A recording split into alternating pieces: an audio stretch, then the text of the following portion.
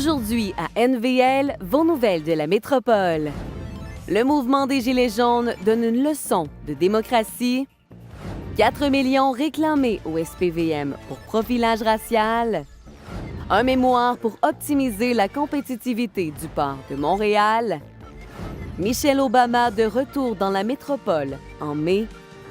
Et Juste pour rire dévoile ses prochaines cartes blanches.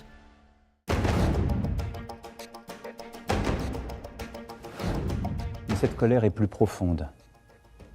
Je la ressens comme juste à bien des égards. Et elle peut être notre chance. Les mesures annoncées lundi par le président Emmanuel Macron pourraient apaiser le mouvement de contestation qui secoue la France depuis plusieurs semaines.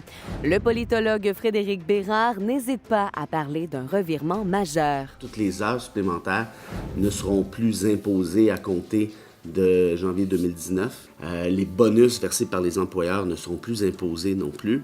Il va y avoir une révision en profondeur. On verra si ça se fait des fonds de retraite. Il estime que le gouvernement n'avait plus le choix de répondre à ce cri du cœur populaire. Il y avait quand même des 100 000, 200 000 personnes dans la rue et les Français, à hauteur de 72 % appuyaient les Gilets jaunes malgré la casse et ainsi de suite. Pour le politologue, l'annonce de Macron créera un précédent. Ça témoigne, à mon sens, d'une fracture sociale importante en Occident. La première émanation est française, mais à mon sens, ça va se répandre si jamais les gens sortent dans la rue ici.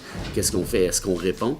J'ai comme l'impression qu'on n'aura pas trop le choix. Si le mouvement des Gilets jaunes est né en opposition à la hausse des taxes sur les carburants, il a rapidement servi à dénoncer un sentiment d'injustice sociale généralisé en France. Une manifestation est toujours prévue samedi à Paris.